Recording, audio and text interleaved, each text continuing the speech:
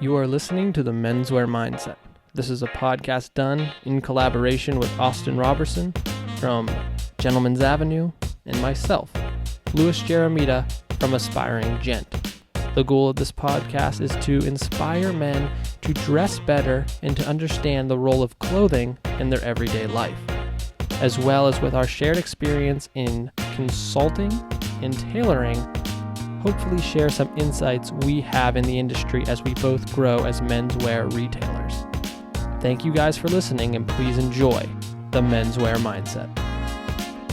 Hey guys, Austin with the Menswear Mindset podcast. I am Austin of Gentleman's Avenue with my good friend Louis from the Instagram Aspiring Gent and other such avenues of social media. And it's been a while since we've been on. The holidays hit, and especially with two guys who are working in retail, your focus is elsewhere for a little bit. So the money, chasing that dollar. Absolutely. So apologize for the delay, but we're back. We're excited for it. And today we're going to be talking about. Sorry, my pocket square is kind of jinked here. Here we go. Okay. But today we're going to be talking about kind of a 2019 year-end review and going into 2020. So we might talk a little bit about trends, but this is more coming from the perspective of how to transfer over in season. So, we're in the middle. It's January 8th right now. And so we're going to be still kind of in the cold time. But Louis and I were having an interesting conversation probably about an hour ago. I was driving back, and we were talking about the climate, the climates that we're in. So specifically, me being in Central Texas, we don't really get 4 distinct seasons. We're like 3.5, almost 3 seasons. There's a long summer where it's really hot, and by I mean hot, 95 plus, and in June and July. Well, actually July and August, we're going to be, 99 plus, 100 plus. That's just the climate here. And in the fall and winter, when it drops down to like 40 or maybe mid higher 30s, I mean, we're pulling out our parkas or our pea coats and stuff like that. We're not acclimated to it. So it's not that we're wussies. I mean, I'm going to stand up for my Texans here, but we're just not necessarily prepared for that. So that's kind of a little bit of a snapshot into our climate. I'm going to send it over to Louis. Louis, tell us about the great metropolis of Erie, Pennsylvania, and the climate and the weather that you guys are in, and how you guys prepare for it. Sending it off to Louis. Are we like are we a news host now? Now back to you, and Louis. Our Pennsylvania correspondent. We've got Ludus. We've got Ludus. Ludus over here in Erie, Pennsylvania. We're not better by any means. I don't want that to come across like that, but we are well-rounded. I think that's something you can say about the northeastern part of the United States. We have 3 seasons up here. We have summer. We have a month or so of fall. We have winter, and spring usually is about like a 24-hour like random day throughout the year. So nothing too big for that, but we do have at least 3 distinct seasons. I mean, the warmest it gets probably is in the 90s. If we're lucky, and that's when the lake is perfect and you can like go swimming and actually enjoy yourself.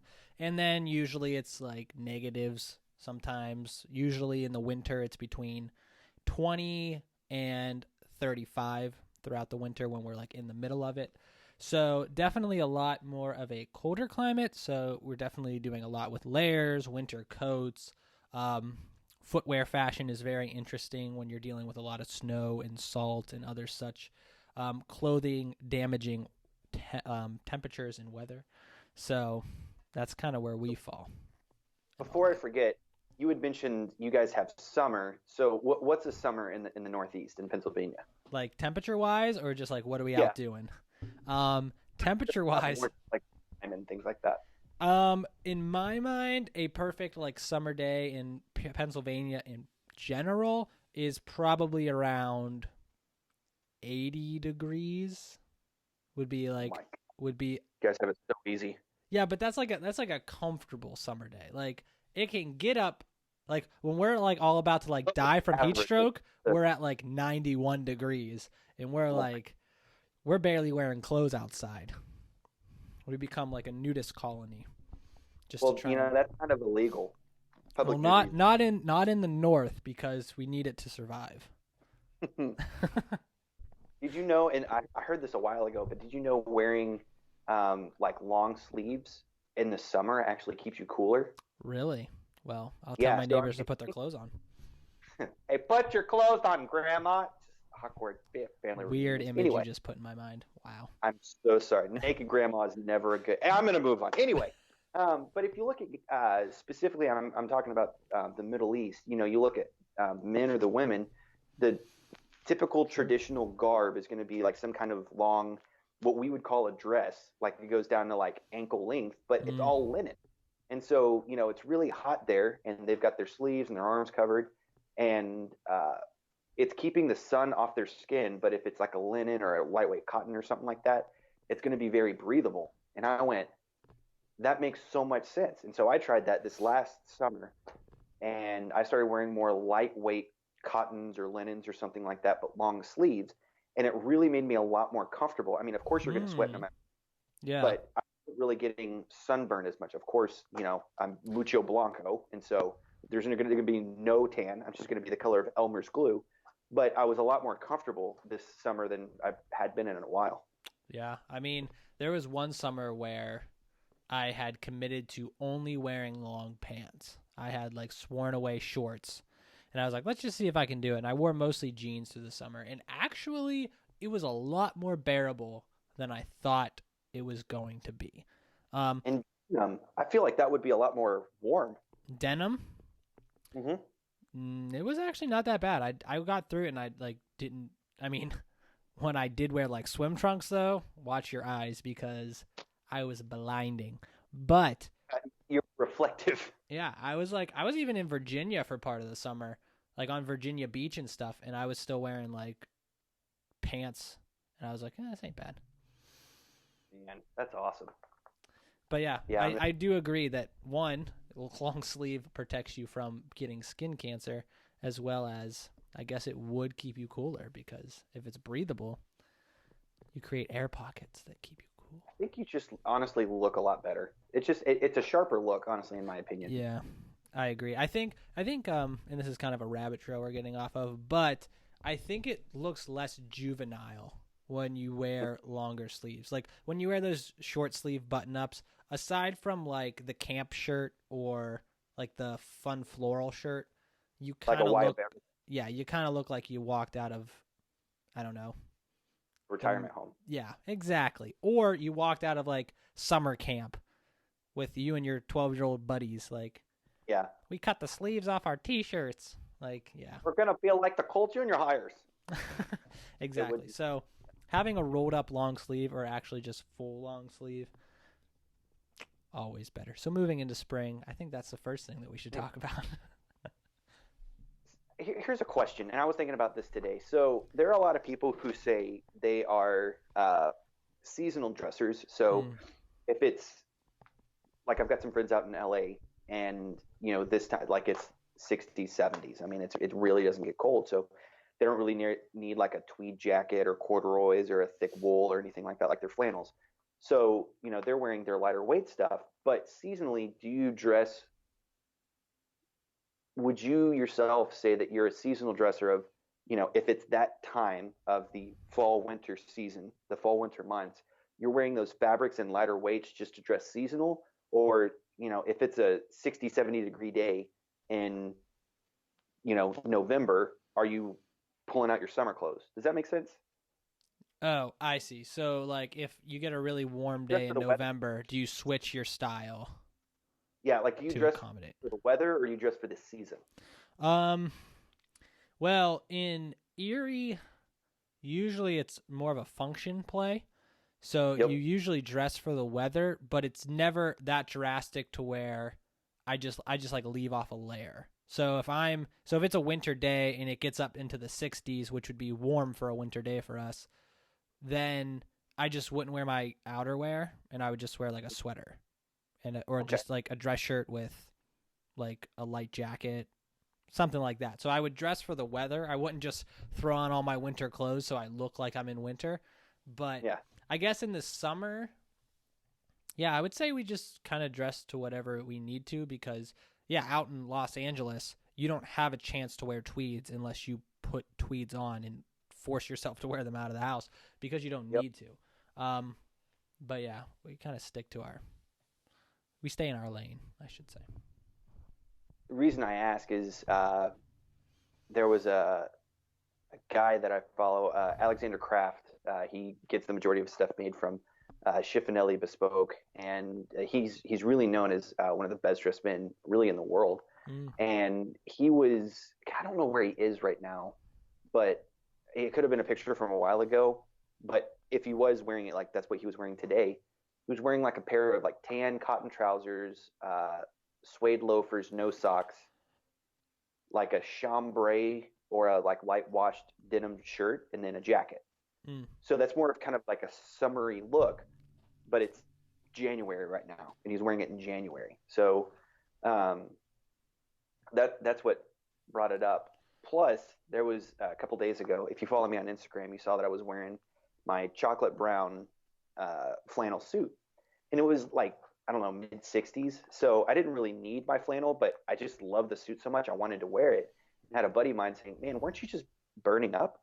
And I said, "I mean, I don't really need it, but I'm in a climate controlled building, and so it's a little cooler. I think we keep the AC on like 68, so Mm. it's kind of cool. So Yeah, I can still wear it, you know." exactly. I mean, a lot of the times also just for me personally, when I change seasons, I pack away all of my clothing that was for that season. So for me, if it gets really warm and I wanted to wear like a short sleeve button up, I would have to then go and unpack everything and pull it out. Whereas I would just throw on one of my longer sleeve winter ones and roll the sleeves on them. Yeah, And that's just kind of where I am because I'm a lazy person that doesn't have a lot of space for all of his clothing just to be out all the time. But not lazy, you're efficient. exactly. Well, I wouldn't even say I'm efficient, but I'm trying to make you don't look. tell my clients that. Um, Okay. but and yeah, and also because I experience all the seasons, it's like I just wait, and I could definitely see where if I was in Los Angeles, I would most definitely dress for the season. Like I'd be wearing my winter coat on a 70-degree day in the middle of December because, gosh darn, I'm supposed to be wearing a winter coat right now. Yep. But I'd And probably that's get like a super lightweight, exactly how comfortable coat. yeah. I think you can still dress seasonally. It just comes down to the weight of your fabric. Exactly. Exactly.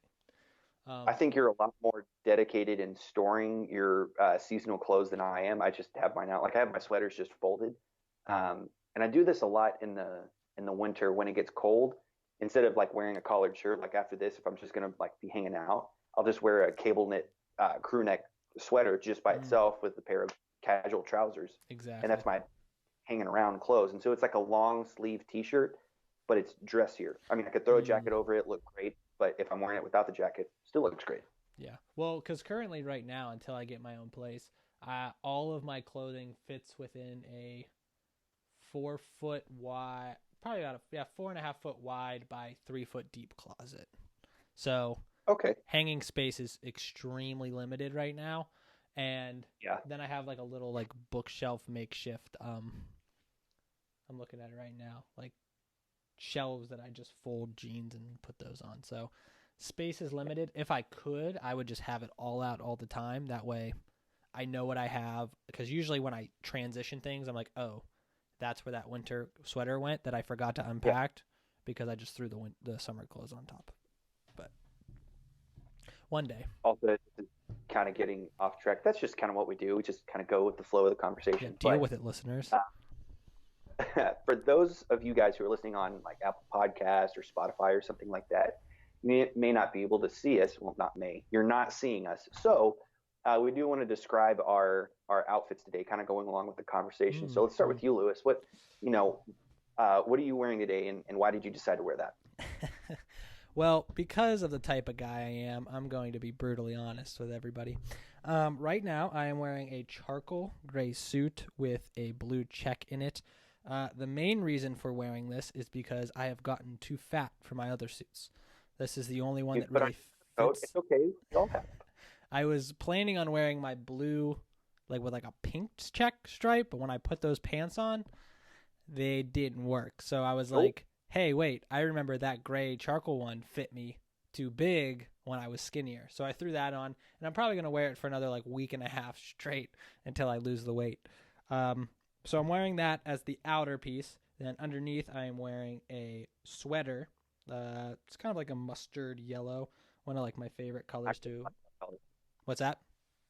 I said I really like that color. This is like, it's one of my favorite colors when I want to add a pop of color, that and like rust.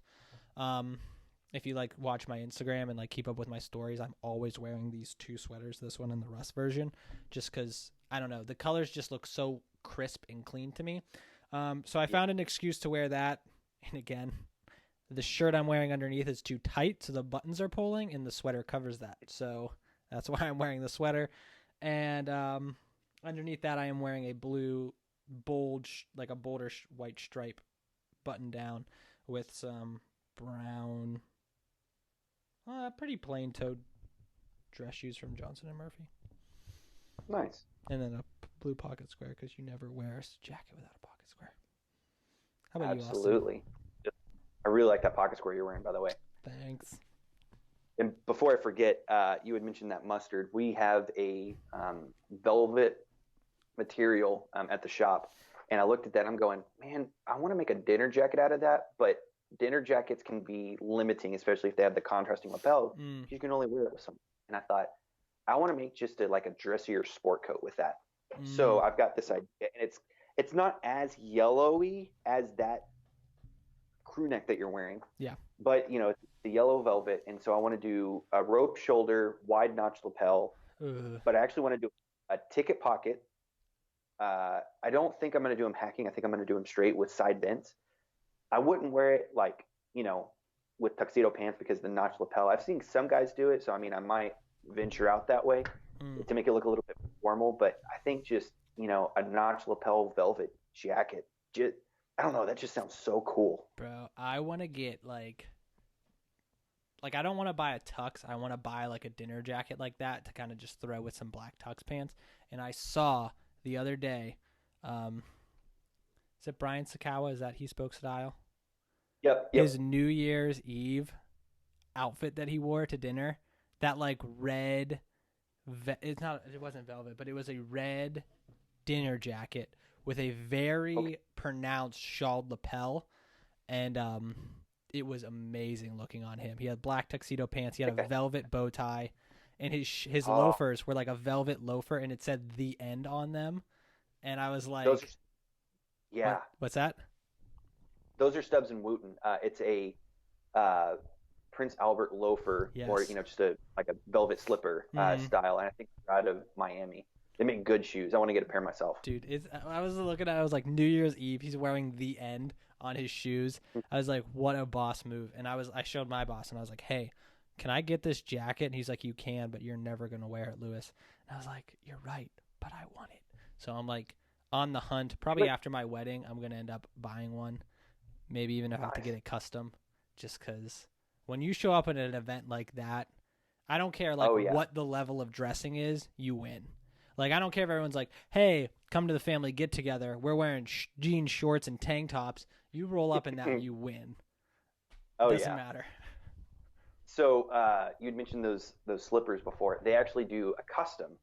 Ooh. And I want to get some custom-made shoes. I think they're around $400, maybe $500. So it's a good investment. But I saw this like green, like this deep green velvet, and that's one of my favorite colors. Since why I'm wearing it in this Facebook right now. Which I'm going to get to in just a second. But what I want to do, and I put this together, and you can actually get, whatever you want monogrammed on the toes. And so I thought, I could do my initials. I think I want to do initials on one pair, but with this one, you can get the words left and right put on shoes. So on my right shoe, I want to get left, and on my left shoe, I want to get monogrammed right. Oh my gosh. So when people look at it, they're going to be like, wait, that's backwards. And I go, I know, that's the way it's supposed to be. You know I love, how many people you're gonna get? That'll be perfect. Oh my like gosh. it, they're going to look at it and go, you monster. That's not okay. But it's gonna be so sweet. All right, explain your outfit. While you're doing that, I'm gonna grab a charger from my computer, but I am listening. Okay. You sound like Fraser Crane. I'm listening. So today, my outfit, I'm actually going to brag on Lewis a little bit. This is actually a vintage Brooks Brothers jacket that I got from eBay maybe 4 or 5 months ago. It's a really cool jacket. I really like it a lot. It's got a brown houndstooth. I mean, you'll see it posted on my Instagram in a little bit. But it's got a brown houndstooth, so it's got like a tan, deep brown, like a rust, and then it's got this deep green window pane running through it.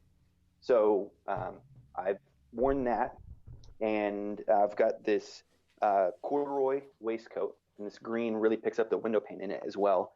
And I actually sent these up to Lewis to have him alter them, and he really did a great job, and the fit is really, really good. So, if you have anything that you need altered, send it to him, and he'll get you looking good. We'll get So you. I didn't even pay him for that. you're not going to pay me for that? We'll talk about it later. Continue. Dang it! Anyway, but yeah, so this jacket is a little different than what I've gone for before. It's a slightly more softer shoulder pad. I prefer a little bit more of a roping in the sleeve head, just because I like the sharper lines. But this is a jacket that I knew that I would really beat up. It's a 3-2 roll sack suit, so it's a fuller cut. I mean, it still gives me a shape. It's got a center vent, two sleeve buttons on the end of the sleeve right here, and it came out really well. So I was doing some running around today with a buddy of mine. We decided to do a photo shoot too. But this is a jacket that it's got a little bit of holes. I don't know if you can see them right here, but he Lewis repaired those for me. And this is a jacket, like I said, I'm just going to beat up. I don't really care about dressing it up, or not necessarily. I don't care about looking good, but this thing doesn't have to be perfect. I mean, it's meant to be beat up and worn, because this jacket is probably at least 30, 40 years old. Yeah, to begin with, yeah. Probably older than 40. But yeah, that's what I'm wearing today. I got a pair of olive trousers on right now. I'm not wearing shoes at the moment, but I was wearing my suede Belgian tasseled loafers. And I mean, those are some of my go-tos. I dress those up with the suit and then wear them casually like this too. So, and also I'm wearing a it's not really like a flannel finish, but it's like a soft finished Oxford shirt, button-down collar, and then I've got this brown paisley ascot. So I'm trying to wear ascots a little bit more. I've worn them 3 times this week, and it's just really.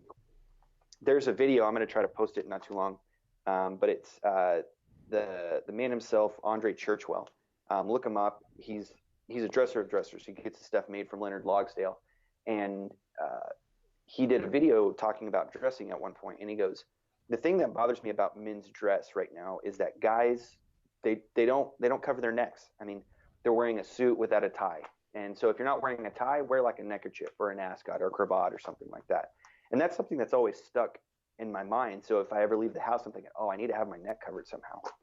And just because it adds something else to your ensemble. So, in our society, I mean, we're a lot more of a casual, we're just a lot more casual now, but why not? I mean, it's fun, it's exciting, and you look great at the same time. So why not add something else? So that's something that's stuck in my mind. I try to wear a tie, and if I'm not wearing a tie, I'm trying to wear like an ascot or maybe like a scarf and then just tie it like an ascot.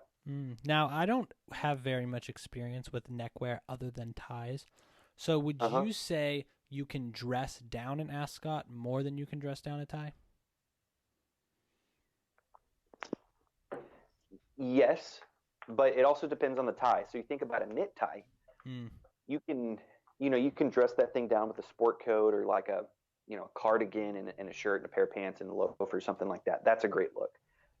With like a gloss finish satin tie, that's hard to dress down because it's shinier.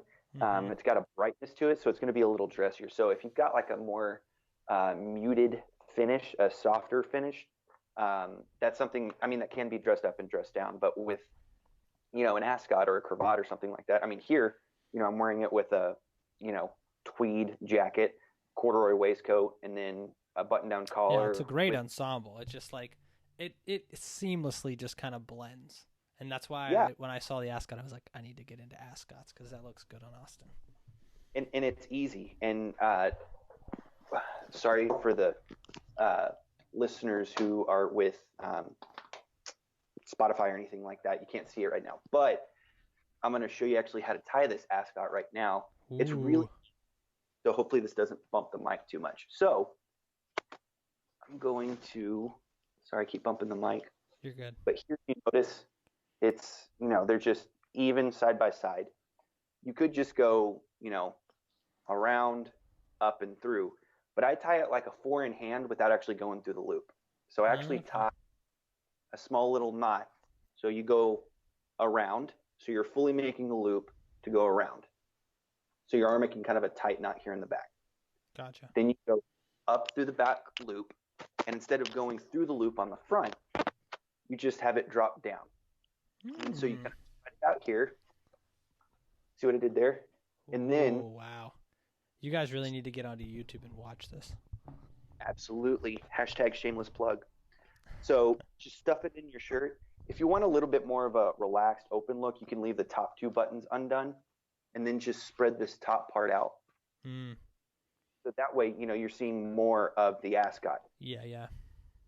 But if you want it just a little cleaner, and this is a slightly more dressier look, so just leave the top button undone and button the second, and it just fills up really well against your neck.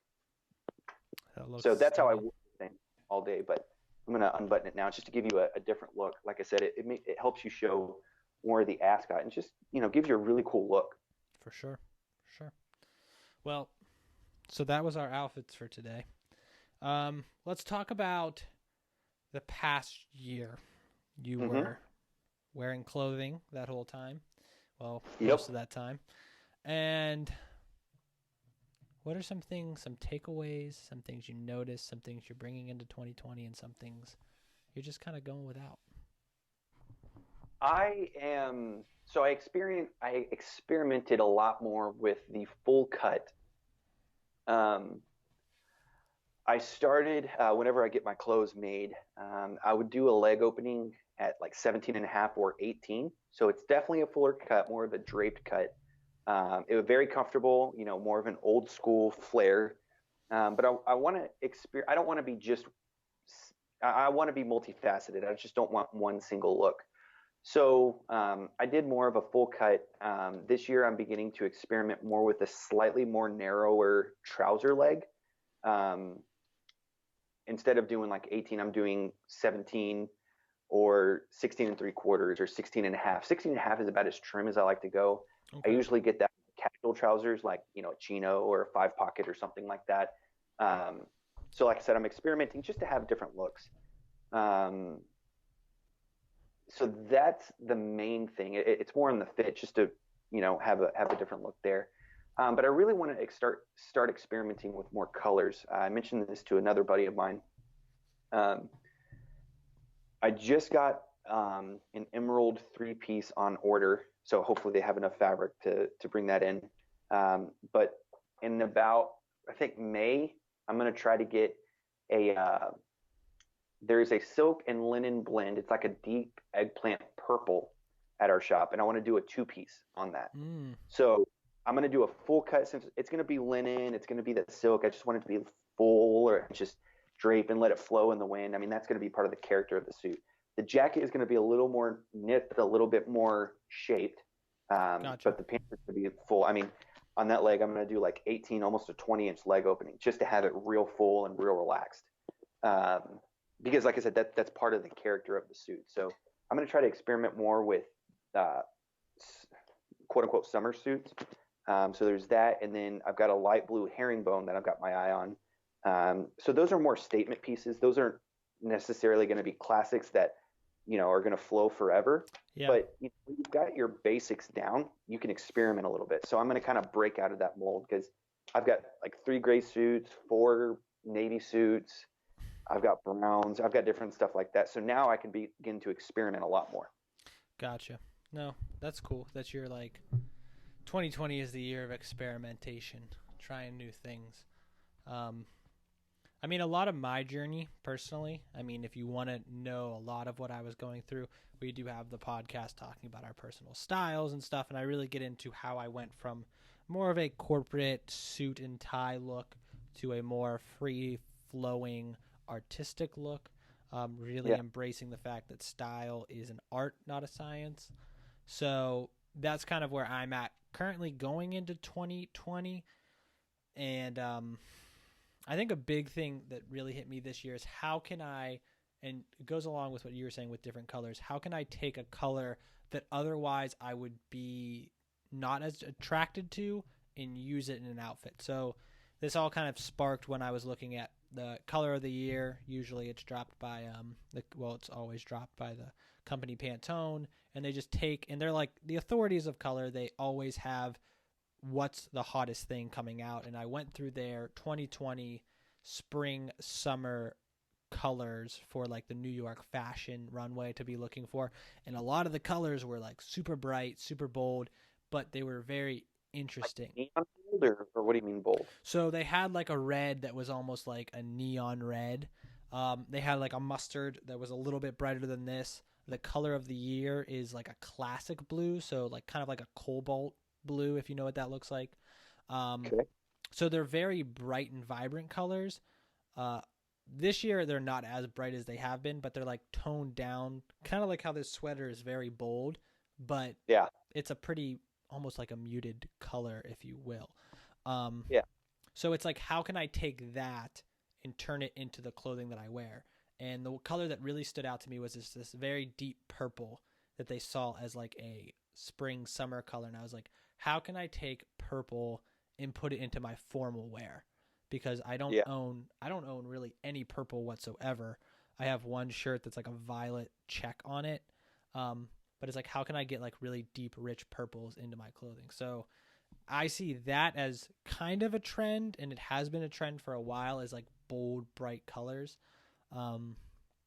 But for me, I'm just trying to embrace how to put that in my everyday style that doesn't look super fast fashiony, I guess. Yeah. Have you heard, because you'd mentioned about purple, have you heard the history of purple? I don't know like the history, but I do know that like in the day it was like royalty wore purple because it was like a hard color to get. Yes. Purple is usually associated with royalty, exactly to your point, that is very hard to get due to the dyeing process. Now, with our technology and everything, it's much more readily available, but, it's been associated with royalty so much more. So that's why it looks great in evening wear. If you look at like a deep purple or eggplant dinner jacket, or if it's a velvet or something like that, it just looks absolutely fantastic. So to your point on that, that's part of the reason why I wanted to choose that silk and linen purple suit, because I would take something that's more considered elegant and formal and make it into a casual suit with formal elements. Yeah, for sure. So kind of playing those high lows a little. And that's something that's been trending in fashion for like quite a while. Whether it be like high-low fashion where you're wearing cheap Champion sweater with like couple $1,000 what's the company name of shoe? Balenciaga. Yeah, Balenciaga is actually the one I was thinking of. So like there's like a lot of high low with that.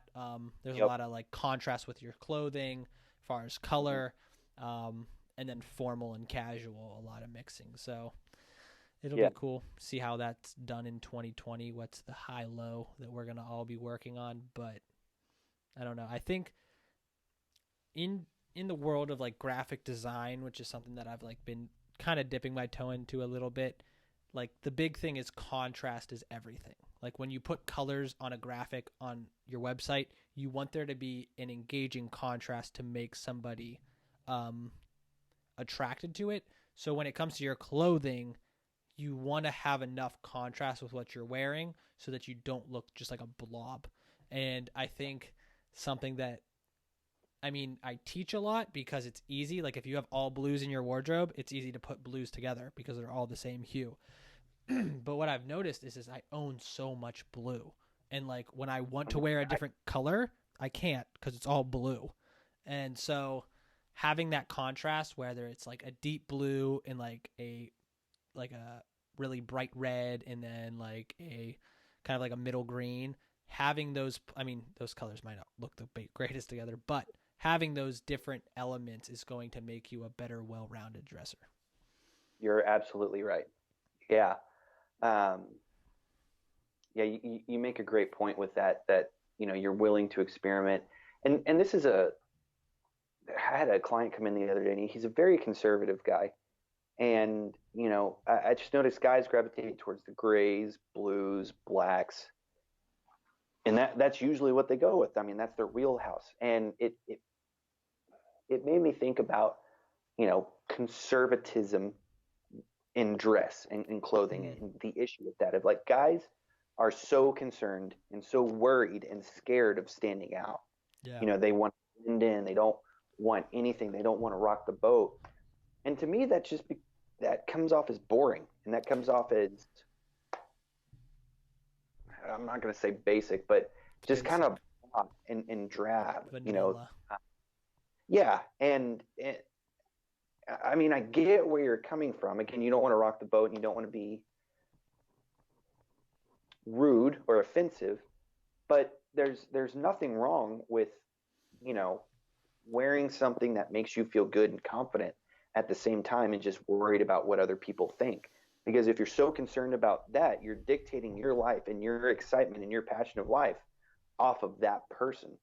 Exactly. There was a guy who came in. He was getting a suit, and he was gravitating towards the grays. And we had a brown suit in his size that looked fantastic. And he goes, I'm not so sure about this because, I just, I don't know what you can wear with it. I'm going, man, break this up. I don't usually recommend breaking up a suit because it kind of wears it down after a while. But if you're not wearing a suit very often, think you've got at least three items. You've got a suit, you've got a jacket, and you've got a pair of trousers. And you haven't Hmm. even added pants, shirt, tie, pocket square, anything like that. And you've got so many options there. And so brown is a great option that helps you stand out but blend in at the same time. I mean, it's a Yeah. great versatile color. And I said, I mean, you can't ever go wrong with gray. But brown is it's a little different, and it goes great with so many skins. Yeah. And he goes, yeah, absolutely. He decided to go for it. We put it with a great shirt and pocket square, and it was just a big winner for him. Like a perfect example is what Austin's wearing right now. If you remember what he was describing, what he wore, if he was wearing that that brown tweed jacket with a white shirt, the brown ascot, and then a dark brown waistcoat, he would look very bleh. Like it would drown you out because it's all brown. You Yeah. sink into yourself. But with the Hmm. green, the blue, there is some color in your jacket itself. It makes that jacket actually stand out. And it's like, oh, I don't see guys in many brown jackets. Rather than, oh, this guy's wearing all brown. He blends into the Texas dirt. And definitely not, and definitely not standing out in a bad way, because standing out is not bad because it just shows that you're confident. Obviously, and we've talked about this before, there's a difference between confident and cocky. Mm-hmm. When people just walk out and they go, bam, I need you to see me. I need you to know that I'm here. But there are some guys who just go, this is just what I'm wearing and I'm comfortable. If you don't like it, you don't have to like it. If you like it, Yeah. thank you so much. The compliments are appreciated but not expected. Mm. Um, and brown, I mean, I didn't think this at first, but I saw a guy wearing a brown jacket with a pair of like medium gray, almost charcoal pants. And I go, that's different, but I like it. And then I started experimenting with gray and brown. Since those are very basic colors, you need to add something else in there. So if you wore a white shirt and a black tie, it does look very basic, but wear a blue shirt and a pop of like a burgundy, or just a rich color, it helps tie everything together. I mean, Mm. it looks so rich and good. Yeah, you're right. So definitely experiment with colors this year's guys. This year's guys. This That year. sounded a little Oh, weird. you'd mentioned this, and I wanted to mention it too. Some of the other suits that I'm thinking about experimenting with, because you had said things. how did you define what you were going to experiment with this year? Well, was it stuff that you didn't like before, or stuff you never tried, and incorporate that into other things, or Yeah, what exactly? stuff that didn't originally look attractive to me. So Gotcha. colors that I didn't really think would look good in my wardrobe. Okay, okay. So taking that into consideration, I used when I was younger, I used to read articles of style. It used to be called the Style Blogger, and I still read his articles, just not as frequently as I used to. But um, one thing that he mentioned was a black pinstripe suit is the least versatile item that you can own. And he was always pushing, uh, blue suit, gray suit, get a brown, different stuff like that, talking about the basic core pieces, which is the same thing that we reiterate and basically harp on too. Mm. But I thought, okay, I want to kind of see what I can do with. I want to see the boundaries that I can stretch these non-versatile items to. And I'm thinking, okay, so I actually found a black pinstripe fabric. I'm going to do a three-piece in that. I thought, okay, so what exactly I can do? Well, I can keep it tonal. I can do a black and white striped shirt, but I could add some flair of doing a contrast collar and cuff. And if it's a stripe, instead of the stripes going vertical, have them going horizontal, Whoa. like maybe a solid or maybe even a subtle paisley tie or a polka dot. I could wear a silver tie. I could wear black, add a little bit of pop of gold in the jewelry in the ring or the watch or something like that. And it's still, yes, it's more formal, but it's making it not look stuffy. It's got character to it. Mm-hmm. So that's something that I'm excited about trying out this year too. Yeah, that'll be interesting. I can't wait to put all that And, together. That'll that, be really cool. and I will say, like though, like that specific one, that one looks better like after 5 p.m. Like I probably would wear that at work, but wear it from there and then just go directly to the Scar Lounge and hang out with some buddies. Mm-hmm. Hey, I mean, that's the beauty of it is you get to experiment, you get to be yourself. Um, Absolutely. huh. What's next? What do we talk about now?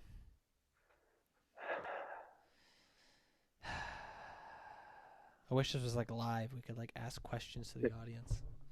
We should be more prepared on these podcasts. Yeah, we should. I Um, think we had like 2 hours of preparation for this today. we're going off the cuff. Um, I honestly think I mean, not necessarily a good place to stop, but that's, of course, That's a wrap. and that's it. Tune in next week. But no, I think that's a good way to kind of view, really, with any season, just kind of look what you did, and then look forward to to the next season. Yeah, something interesting you can do is go back through your social media and look at the posts from a year ago around the same time and see what you were wearing. Um, I actually came across a picture that was from 2014. So that's like should be able 6 years. Why does that take me so long? 6 years ago, and Nah, with what I was wearing then, compared to, it was like this North Face lightweight jacket, Target. Like this was when Target was cheap. Cheap Target button up, button down collar, some gray Kohl's dress shoes, and baggy. I think they were Wrangler jeans, and these aviator glasses. And I thought I was Mr. Coolio. And it's just cool to kind of look back and be like, well, and if this was like 2015 compared to like 2014, 2015, looking yeah, at 2019, I want to see what I did and how I can do it better. And that's what's so cool about social media is all of that is logged, and you can always go back to 1 year, 2 year, 3 years and see the yeah, progression and see like, okay, either I liked it, let's stay consistent and change something else up. But I'm the type of person that has the mentality that everything can always be improved. There's nothing that's that's like set. So even if you did yeah, like what you look like in 2019 in this time of year, try and do it different, but better. yeah, yeah. That's a good perspective on that. trying to think of like looking back on my uh, just thinking of what I was wearing like this past year. Um, one thing I'm actually on a search for is I don't I don't have any denim, and I've just tried it. It hasn't worked, and I still honestly low key really want to make it work. And I want to find a pair of like medium to stone wash, not acid wash, but stone wash jeans. That's a high rise, like 12 to 13 inches, and it Mm, just something that's dang. higher that I can wear with loafers that has kind of a no break on the bottom. I think that would look really good. I've seen a lot of guys wear it and they just kind of taper it down a little and it looks really good. So that's something I'm kind of on the lookout for. Kind of But change also up a little bit. yeah, because my casual pants are really lacking. I'm looking at them now. I've got a pair of like dress trousers. I mean that I wear casually, olive, light blue, corduroy. I've got my flannels, khaki, and I've got my olive cotton here too. But I'm thinking, I'd like just one good pair of denim just to see if I find that one perfect pair, Mm-hmm. I think that would be really, really, really cool. And it would it blends with so much that I'm wearing. I think it'd be sharp. Yeah, and But especially going on the theme of just always trying something new. Like you kind of swore off denim for a little bit, so yeah. it'd be cool to kind of bring that back. And another thing I would like to highlight, because I was talking to a guy on a podcast the other day, and he said this, and it's something I say all the time, and haven't been saying it as recently as I used to, but it doesn't matter what you wear, but how you're wearing it. So, like Hmm. the example, I can have a super expensive designer brand like Hugo Boss suit. Oh, so cool. But if it doesn't fit me right, or the colors don't go together, or yeah, I'm wearing a black suit with bright brown shoes, it's going to look bad. And I think a lot of the times when talking about style, it's easy to overlook the fundamentals because I've already gone past them. That there's like a knowledge gap between where I started to where I am now. And something that I've noticed, not just in 2019, but from when I started with style, um, and it really hit me the other day when I was looking at my Instagram. For years, I would post and post and post on my Instagram and get no traction on like my pictures and people wanting to follow me and wanting me to help them style them. And I looked at it and I was like, huh, the reason why is because I looked like trash.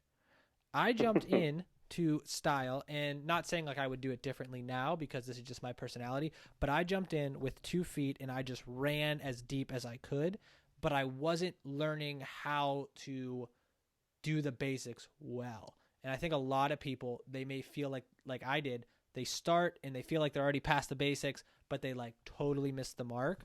And you might be listening to us right now and be like, "Ooh, how can I update my style and be different than I was last year?" But your different is worse because it goes against the basic principles of style. So it's like, oh, I wore a lot of bow ties last year. So this year I'm going to wear neon bow ties with huge cartoons on them that just looks like trash on you. But you think you're updating your style, you're doing you, but it just looks bad. So please, in 2019, if you haven't already and you're not at the point, take the time to understand how colors work, how clothing should fit you the proper way. Don't just Yeah. assume I'm jumping into style full Hmm. fledged and it's my style so no one can tell me otherwise.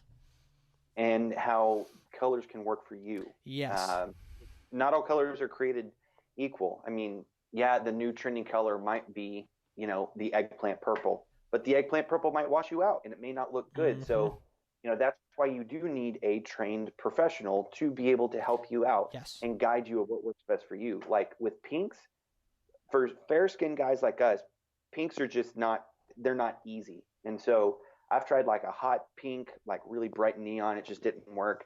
I've got one on order right now. It's a very soft pink, but that's just because it works with my specific skin tone, and how that Yeah. lasts and how it looks best. So, you you need to always experiment, but understand what flatters you. If you Yes. look sick and dull and pale, that's not a color for you. But if it makes something pop, your eyes pop, your skin, something, that's a good color for you. Exactly. So please, guys, try new things, but stick to what looks good. That's it. I think that's a good way to end this. That's a good one. Thank you guys again for listening to the Menswear Mindset.